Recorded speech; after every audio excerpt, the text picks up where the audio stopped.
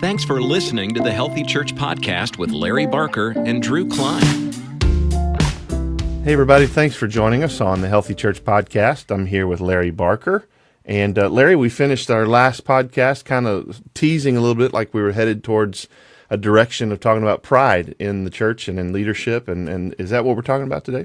Yeah, it is. We've been discussing that, and we did set it up. We talked about how Blackaby had, we quoted him about, that don't compare God's activity in your life to someone else's. And Tom Rayner, he's said comparing your church to another church is one of the worst things you can do as a church leader.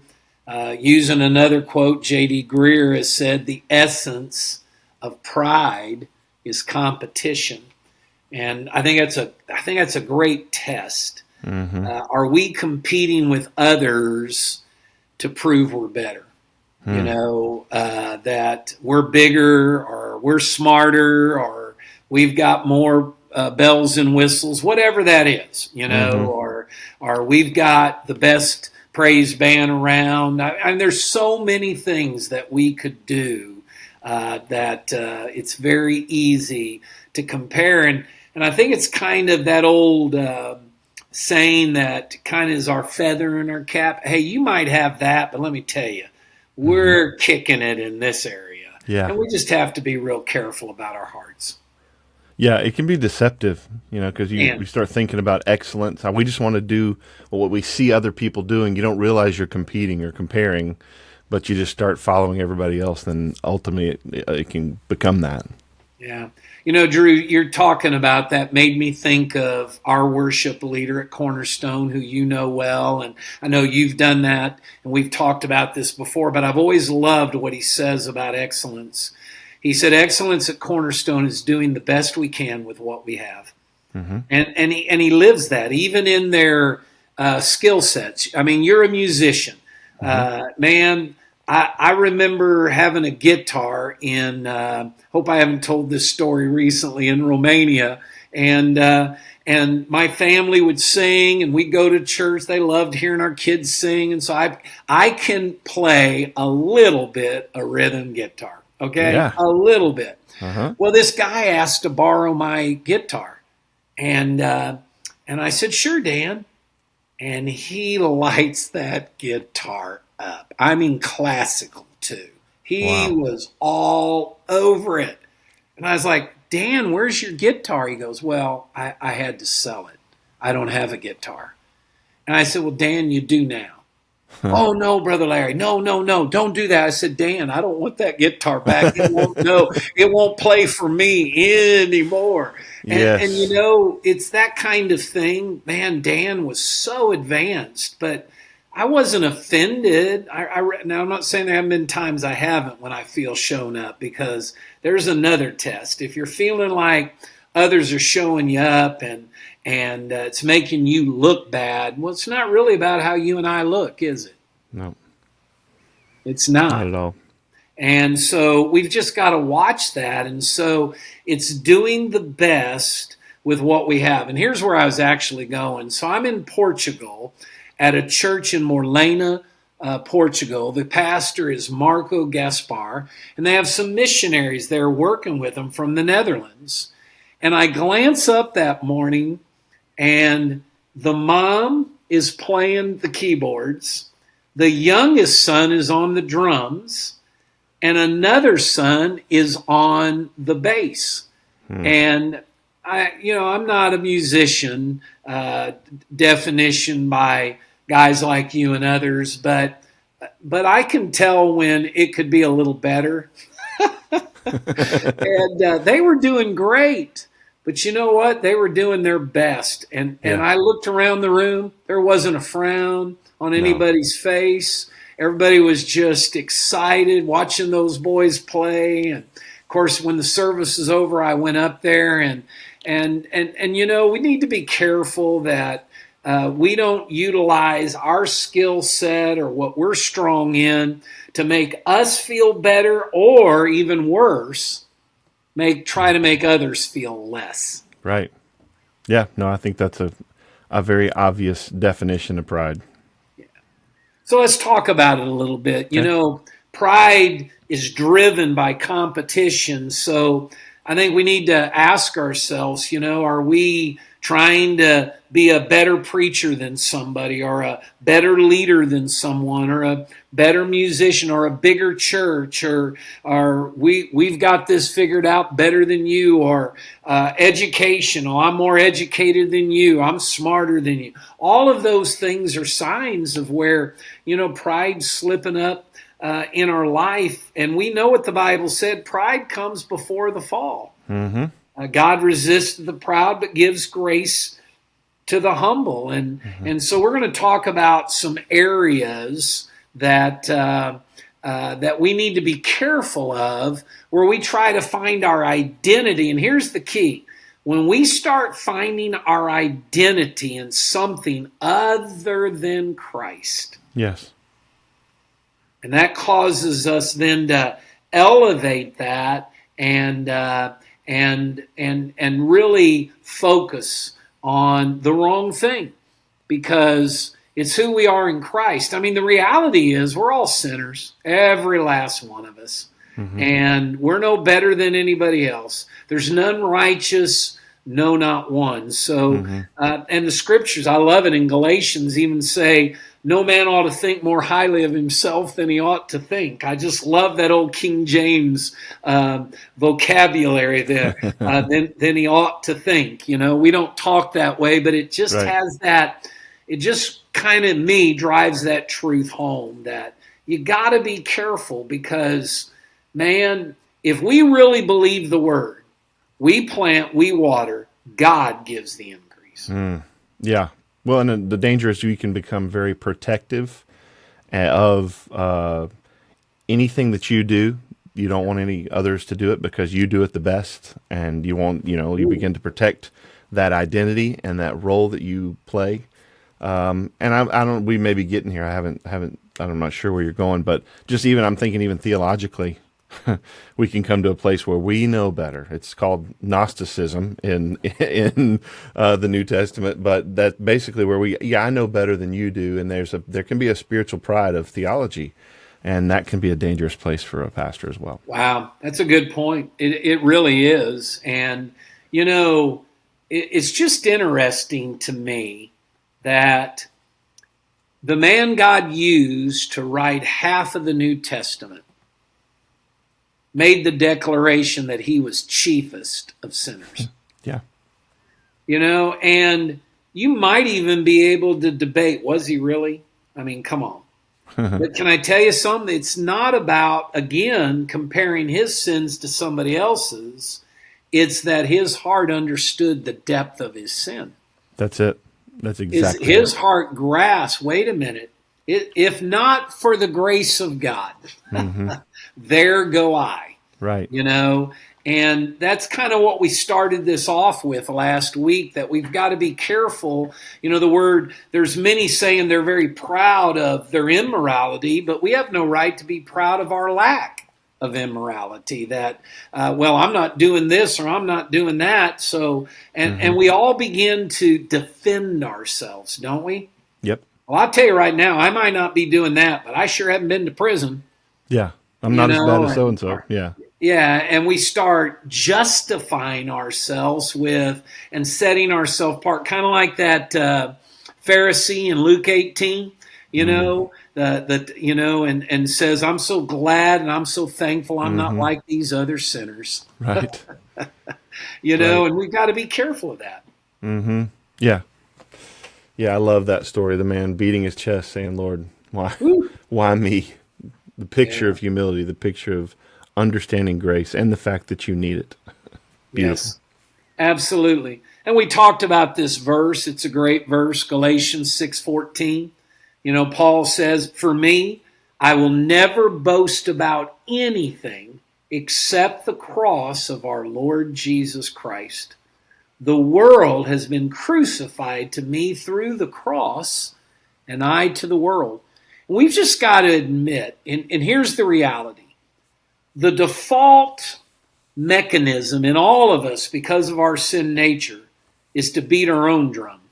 To make people aware. And it's kind of funny. We either want people to know how good we are or how bad we've got it. It's one or the other, Oh, if you really understood how bad I've got it, and we've all sat around and where somebody starts telling, oh, you think that's bad? Let me tell you. Yeah. And it just escalates, doesn't it? Yeah, it begins to look like false humility instead of, but it's still pride. It is. That's exactly right. And, I don't know where I heard it, but I love this. The logic of faith reminds us we have nothing to boast in. Just the logic of faith. Right. Because those who believe and place their faith and trust in Jesus Christ, in what he has done for us, we're not working to get his approval and acceptance. Hopefully, we're working because we know we are accepted in the beloved, and because we're his child. Maybe the law drove us to grace, but now grace ought to drive us to want to obey and show God, hey, we love you because you first loved us. Yes, beautiful.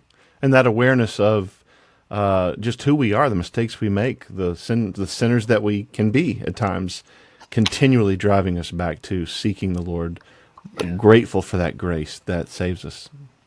Yeah, I even was listening to a message by J.D. Greer, and he talked about 4 areas that we kind of try to get our identity in. As a matter of fact, there is a great video on Facebook by Rosaria Butterfield, who came out of the homosexual lifestyle. And in it, she just talks about, and this isn't again on that, this is just, she said, isn't it interesting how we have taken the wrong, we've turned Christian into the noun, and we've turned who we are, the descriptor, into the adverb. In other words, I'm a white American, or I said that wrong, I'm a white Christian, or I am a Republican Christian, or I am a whatever term you want to use. And he said, actually, biblically, and she does a great job in that community describing how it's wrong to describe ourselves. And here's the key. Because if Christ is first, everything falls under his lordship. Yep, that's it. Everything. So how I vote is determined by him. I'm not white first. I'm a Christian first who just happens to be born white. And to think about that, and he uses 4 words that just kind of challenged me in the area of pride.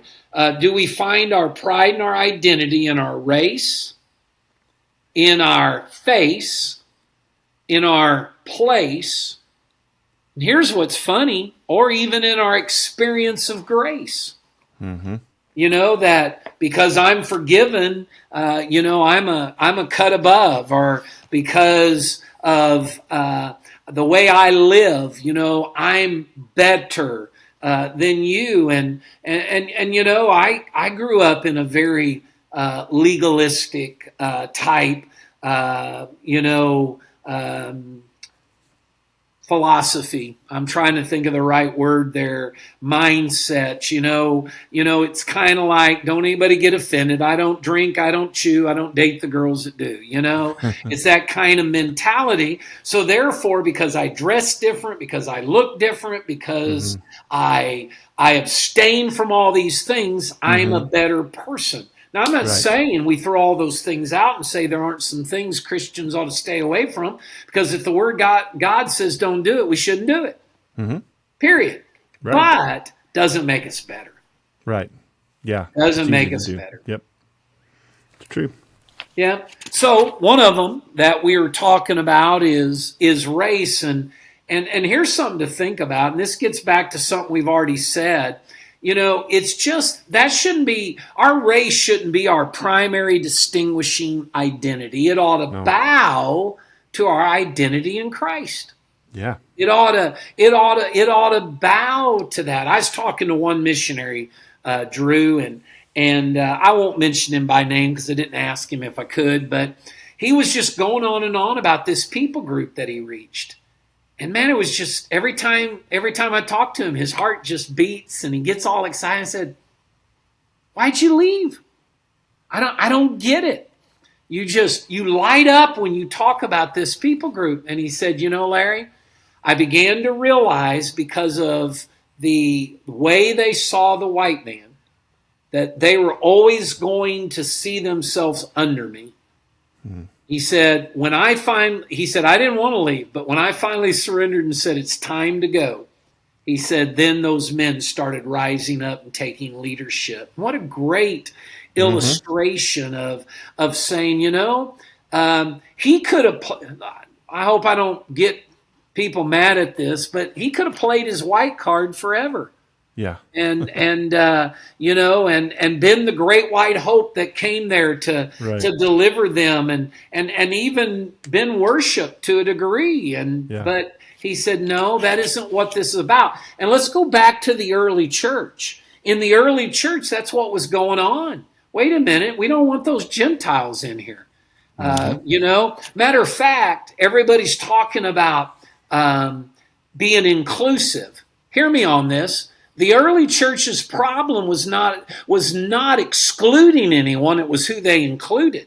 Yeah, right. They included the Gentiles. What are you doing? No, they gotta be just like that. And Paul calls Peter out because Peter flipped and he said, "What are you doing?" Right. He said, "You need to remember the gospel and how their lives have been transformed and changed." Yes. No, I love that. And I think this is such a relevant conversation because so many cultures, they fall in their identity underneath that color or that culture, and that is one of their primary identities. And I think as we grow in Christ, then it becomes less and less important to us. And even you got to get to the piece of the Ephesians 3 piece of Christ has made a new man. It's not about the color. It's.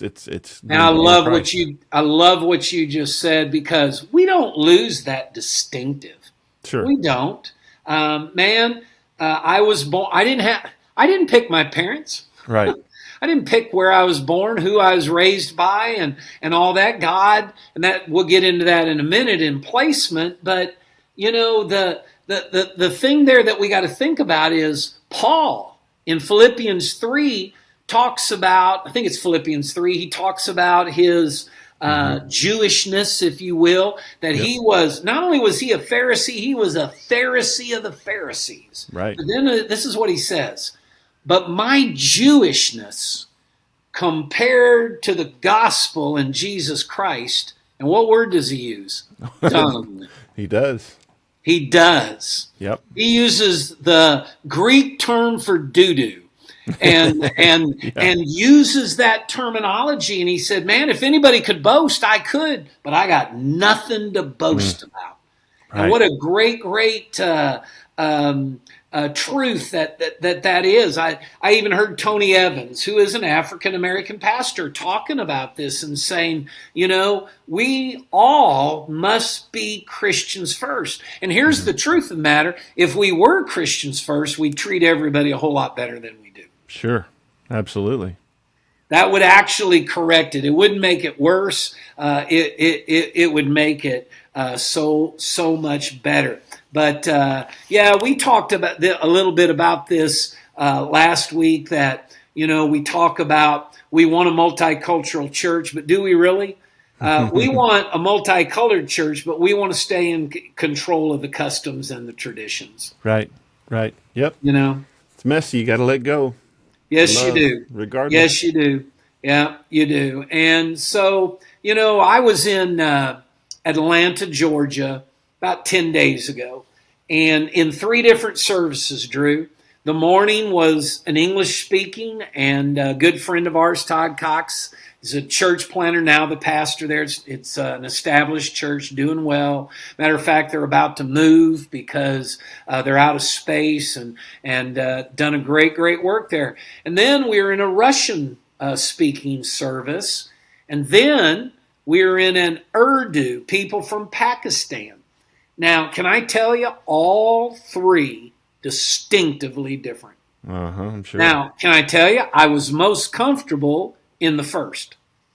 Why? Well, it was in my language, number one. Yeah. Number two, it was very familiar to me. There wasn't anything going on. Well, what's that? What's going on there? So let me get to the last service. Drew, they sang an hour and 15 minutes. Wow. And Awesome. now that's just wrong, Drew. It's awesome to me. You're going. No, I knew it was. Yeah. I knew it. Yeah, I was at that service in Hot Springs where all you guys did was sing. And by the way, prayed too. Yes, we did. We prayed. There were testimonies. The word was spoken, and it was awesome. It was great.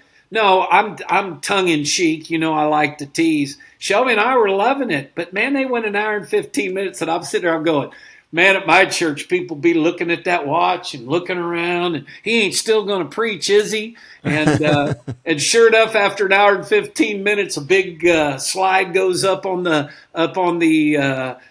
screen and says sermon. And I went, man, this is great. Well, when we got done with the service, nobody's leaving, and a man walks up to me, Drew, and he's having health issues, and he says, would you pray for me? I said, man, I'd be honored to pray for you.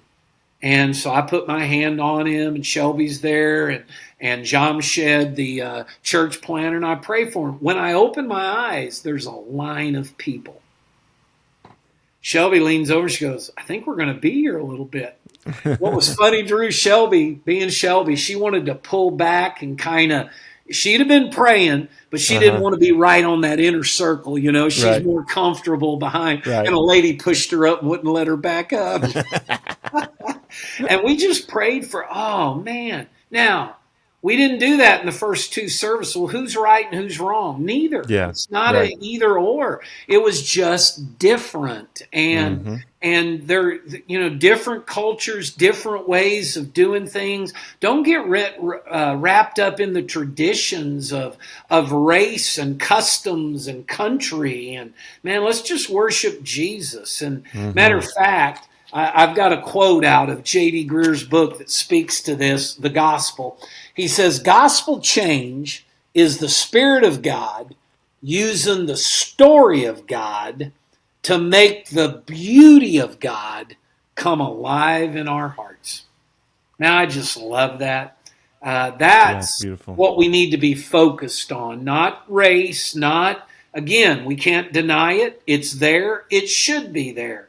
I think we ought to celebrate how different we are. You're from the South. When we planted outside Chicago, Shelby took a pecan pie. And you can also tell where somebody's from by how they pronounce it. Some say pecan, some say pecan. However it is. Well, anyway, and she's probably laughing at me right now. But anyway, she took a pecan pie. Do you know, a bunch of our men had never had one. Never in their life had they had that kind of pie. Yeah. They let Shelby know they expected it to be regular, at church fellowships. But there's just things there that the North's different. You've lived in different areas and been to different places, and people talk different, think different, and act different. And we need to embrace that. But here's the key to pride not getting in the way. Everything has to bow to the lordship and authority of Jesus Christ. Yes. That's the key. Yep. And when we can embrace one another and love one another for the differences, there's actually beauty there in that diversity. Man, is there beauty? There's no doubt there's a lot of beauty in that. The other thing is, placement, and your place, well, I think sometimes we think America's the only country God has ever blessed. and man, we're going to probably get emails on that one. But I know God blessed America. We know that. You can see it. Go back and a couple of the best books I ever read were on George Washington. George Washington was fully aware. they would not have won if it had not been for the providence of God. That there were distinctive times and things that occurred. So yes, we're blessed, but God didn't die on the cross of Calvary just for America.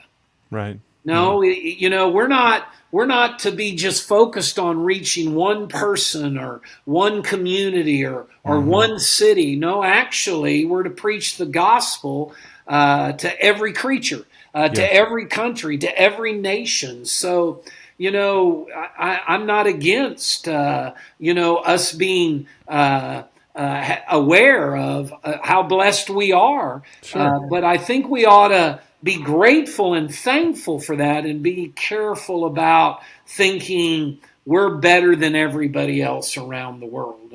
And we do, because so often we go into, and I'll give you a great illustration of this. We're in Romania.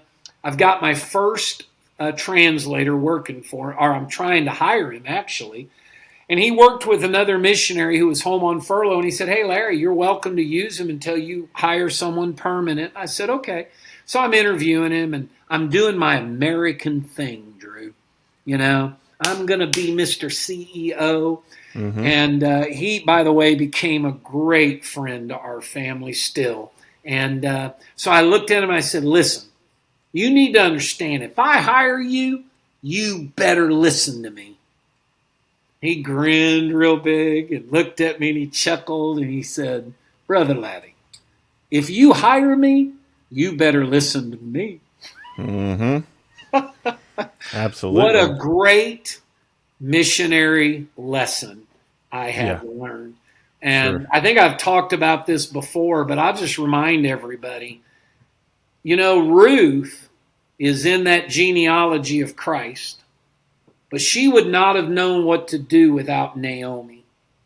Naomi's the one that knew where to tell Ruth to go, and therefore Ruth was where she needed to be, because Naomi's pride didn't get in her way, and she kept wanting to bless, that widowed daughter-in-law.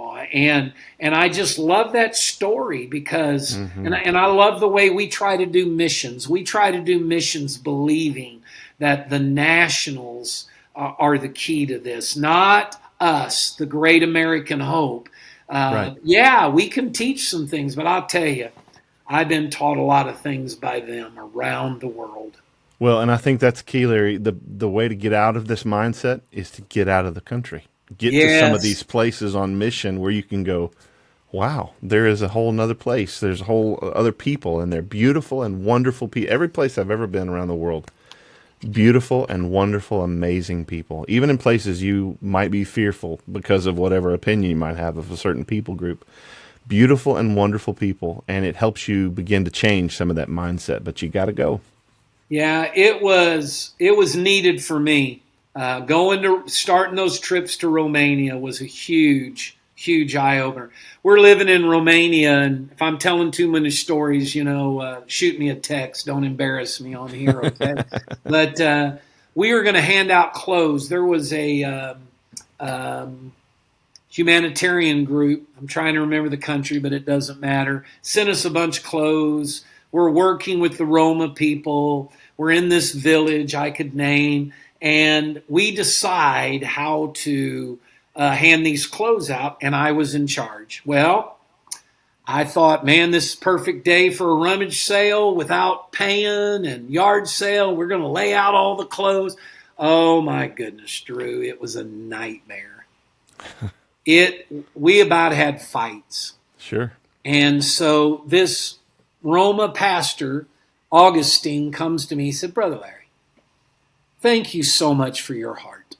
I said, "Well, you're welcome." He said, "Let me handle this next time." And you know what they did, Drew? They put every single bag of clothes. They didn't matter what. I said, "Guys, doesn't matter." They weighed every single bag, and then they put numbers on them. When people came through, they drew a number, so nobody was getting preferential treatment. Then you know what they did? They went out back. I said, "But they don't have what they want. They don't know if they have the right clothes." And Augustine said, "Come with me." And we went out in the backyard, and there they all were holding up a piece of clothes. And in their culture, They want to barter. They want to trade. And so, hey, I got a pair of blue jeans here for a 12-year-old boy, but I'll trade it to you for that dress. And Right. you know what? Everybody was smiling, hugging, having a grand time. It wasn't at all how I would have done it, Right. ever. But that's what we're talking about, learning. And there's the pride issue. Thinking the way you figured it out is going to fit every single place you go and not being willing to be flexible. Mm-hmm. Yeah. That's good. Well, we have a pause. What do we talk about next? Well, did you finish them? You said there was... No, there's three. There are. I was giving you a hard time just oh. because I could. No, the third one was face. So often how a person looks. And man, we're so wrapped up into dress and this one's pretty, this one's not as pretty, and all into looks. And I've even wondered at times, who decided what was good looking and what wasn't? I mean, when was that? Well, if they had a convention on it and took a vote, I was never invited, which that might be a whole nother story. But it's we get so wrapped up in how we look. But there's another side to how we look. Can I tell you when I really struggle with pride? Personally, I don't like being embarrassed. And if I get embarrassed, I really have to watch myself because then my feelings are hurt or I feel devalued. And can I just tell everybody listening, if you're in ministry, you're going to get your feelings hurt sometime. Oh. And you're probably going to get embarrassed sometime. And I just really have to watch myself because my pride wants to kick in. Oh, you embarrass me? Well, I'll embarrass you. Yeah, right. You're going to do that? Well, here, and I'll retaliate. Mm-hmm. And we think, well, if I've been mistreated, then me retaliating is okay. But I challenge anyone listening to find that verse in the Bible. Exactly. Yeah. Matter of fact, we got grace because Jesus refused to retaliate. Mm-hmm. And so it's just that. So it's not just looks. It's also that other, there are a lot of cultures around the world that are shame-based cultures. And you don't ever want to do anything to shame them. I'll give you an example. A missionary was going door to door, just not getting into just introducing himself, meeting people, and he kind of noticed there was a little bit of a rub. Well, in that culture, you do not go to their door unannounced without a gift. Mm. And now that gift doesn't have to be anything big, but it might be a thermos of coffee. Mm-hmm. It might be a 2-liter of Dr. Pepper. Well, it wouldn't have been that in that country because they didn't have any. But anyway, it would have been a 2-liter, bottle of pop. And hey, I brought this over. And then you sit down and you enjoy that together. That's that culture. And he just didn't understand. It was kind of a shameful thing in their minds to show up unannounced without something for them to share together. So that's the pride of learning how to understand the people you're trying to reach and see it through their lens, not just yours. No, it's good. Very good. The last one was grace. Sometimes we even can be a little proud about our experience of grace. And man, it's not wisdom. But I got another quote from J.D. Greer, and if a bunch of y'all buy books, let me know so I can get him to send me my portion of it. That's a joke. When we really believe the gospel, you see that you are first a sinner and only secondarily that you've been sinned against. Wow, that's good. That is good. Because we always want to point to their sin. Sure. Yep. And in our experience of grace, all have sinned and come short of the glory of God. We know that. God demonstrated his love towards us, and while we were yet what? Sinners. Mm-hmm. We all are sons and daughters of Adam. Matter of fact, I was reading one book and he was talking about technically there's one race. We're all descendants of Adam and Eve, and because of that, we have one problem, and that problem, of course, is sin. And we only have one hope, and that is Jesus Christ. That removes the pride, doesn't it? Absolutely. It's absolutely Jesus Christ and what he did for us on the cross of Calvary and how he paid that sin debt for us. So, really, if you'll look at it, what do I have to be proud of? Yeah. I've got a buddy who talks about his testimony often. He'll diminish his testimony because he feels like I didn't do a whole lot of bad things. I just kind of always grew up in the Lord and I'm going, that's amazing. Like, that's incredible. We need to hear that. My kids need to hear that. And he always diminishes because he feels like it's not that extravagant of a testimony. But that's what you're talking about. It's like this understanding who we are and the beauty of God's grace in all of our stories. It's good. Yeah. So I would just remind us of what the Bible says. I mean, take a look. What does the Bible say about pride? Mm-hmm. And it doesn't speak of it in a very good light, does it? Nope. And we need to be very careful. I was going back to our notes from a couple weeks ago, our last week. Now I won't be able to find them, but there it is.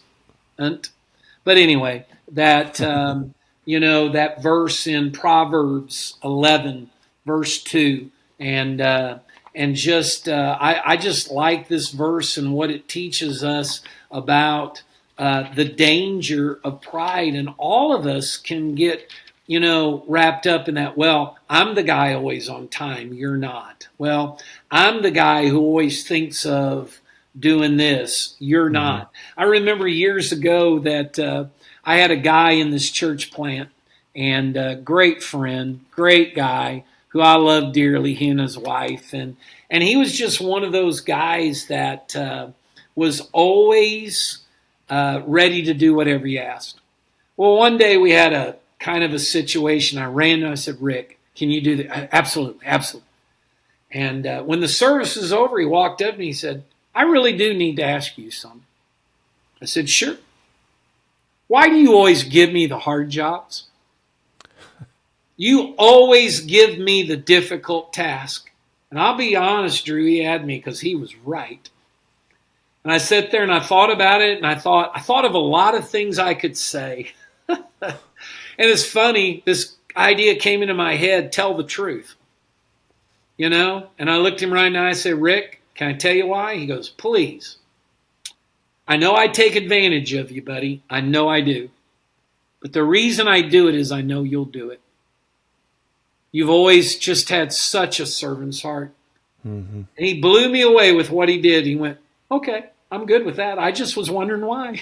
Yeah. And off he went. Now, can I tell you why? He didn't have an ounce of pride. He didn't. He didn't. Right. It wasn't about Rick. It wasn't about him and doing it. Here's that verse. When arrogance comes, disgrace follows. And here's the key.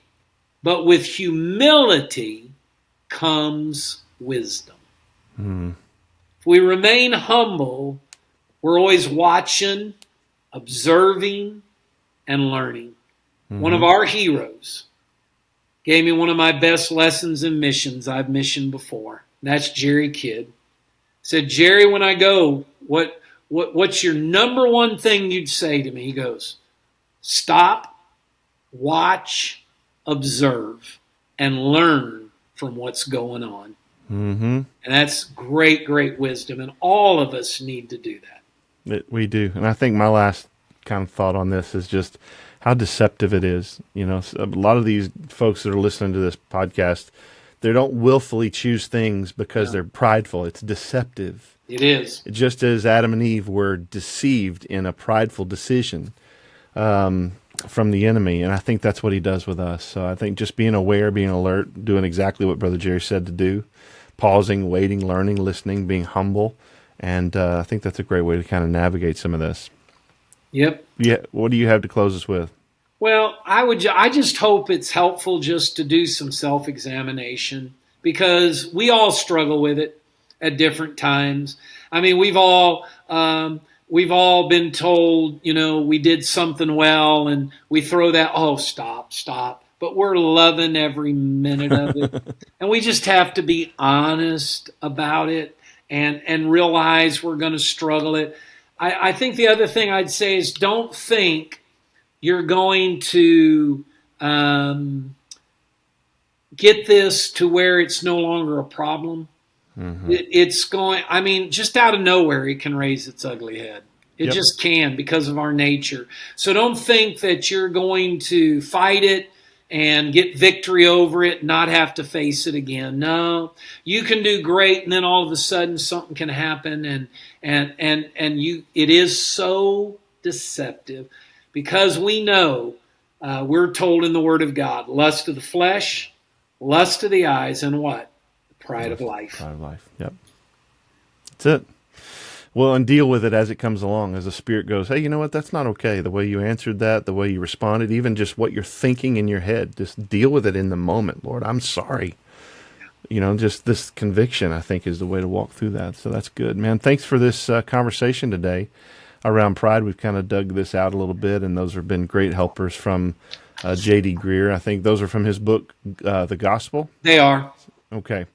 We'll put some information about that in the show notes where you can get a link to that and maybe get that if that's something you want to do.